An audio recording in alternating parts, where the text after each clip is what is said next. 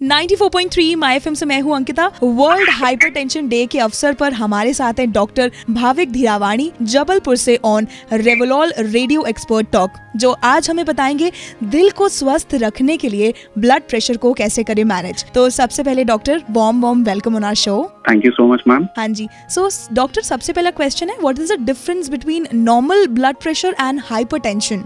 तो सामान्य रक्तचाप और उच्च रक्तचाप के बीच का अंतर यह है कि सामान्य रक्तचाप, जिसे हम बीपी बोलते हैं, वह होता है कि जब बीपी की मात्रा स्वस्थ सीमा में होती है, जो आमतौर पर सिस्टोलिक यानी ऊपरी संख्या 120 millimetre of mercury 120 millimetre mercury से कम है और डायस्टोलिक संख्या 80 से कम होती है। जबकि हाई ब्लड प्रेशर, जिसे हाइपरटेंशन भी कहा जाता है, वह होता है जब यह दबाव लगातार ऊंचा रहता है। जैसे सिस्टोलिक बीपी अगर आपका 130 के ऊपर है तो उसको हम लोग हाई ब्लड प्रेशर बोलते हैं।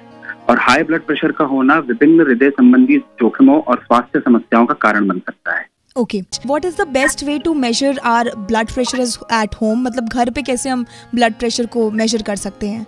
तो घर पे ब्लड प्रेशर की निगरानी करने का सबसे अच्छा तरीका यह है कि सबसे तो पहले एक अच्छी गुणवत्ता का डिजिटल ब्लड प्रेशर मॉनिटर खरीदें। इसे सही तरीके से इस्तेमाल करने के लिए कुछ चीजों का पालन करना है। सबसे पहले उपयुक्त साइज का कफ चुनें। कफ का आकार आपकी बाह के आकार के अनुरूप होना चाहिए। यदि कफ बहुत बड़ा या छोटा होगा तो आपको मिलने वाली रिकॉर्डिंग सही नहीं होगी। दूसरी बात, रक्तचाप नापने से पहले आराम करें। नापने से कम 5 मिनट पहले आराम करें। धूम्रपान, कैफीन का सेवन या व्यायाम से बचें। सही मुद्रा में बैठना जरूरी है। एक कुर्सी पर पैर फर्श पर टिकाकर और पीठ सीधी करके बैठे। कफ को अपनी बाह पर ऐसे बांधे कि आपके दिल के स्तर पर हो। फिर उसके बाद आपको मॉनिटर को चालू करें और निर्देशों का पालन करते हुए रक्तचाप नापें। शांत रहें और किसी भी तरह की हरकत न करें। रिकॉर्डिंग रखें। प्रत्येक बार जब आप अपना रक्तचाप नापते हैं तो रीडिंग को एक डायरी में लिख लें। इसमें तारीख, समय और किसी भी विशेष परिस्थितियों को नोट करें। फिर नियमित रूप से नाप लें। आपके डॉक्टर आपको सलाह देंगे कि आपको कब का ब्लड प्रेशर नापना है। तो यदि आपको कोई भी असामान्य बदलाव दिखाई देते हैं तो आपको अपने फिजिशियन या अपने चिकित्सक को इस बात के बारे में अवगत कराना है। अच्छा, सबसे अच्छी दवा कौन सी है हाइपरटेंशन के लिए? देखिए, सबसे अच्छी दवा तो ये है कि आपको जो मैंने लाइफस्टाइल मॉडिफिकेशन बताया, जो आपको जीवन शैली में सुधार की आवश्यकता है, उससे अच्छी कोई दवा नहीं है। लेकिन फिर जब दवाइयों की बारी आती है तो डिपेंड करता है कि आपकी एज कितनी है, आपकी कोमॉर्बिडिटीज, मतलब क्या शायद साथ में आपको शुगर है, क्या आपको कोई हार्ट डिजीज है, क्या आपको पहले लकवा मारा है, आपका जेंडर क्या है, आपकी लिनिएज क्या है, उस पर डिपेंड करती है दवाइयाँ। आमतौर पे काफी सारी ब्लड प्रेशर की दवाइयाँ मार्केट में मौजूद हैं जो अलग अलग क्लास की होती हैं, जैसे angiotensin receptor blocker, angiotensin convertase enzyme inhibitors, beta blockers, calcium channel blockers, diuretics. तो बहुत सारी दवाई हैं। ये डॉक्टर ही डिसाइड कर सकते हैं कि आपको कौन सी दवाई किस डोज पे देना है।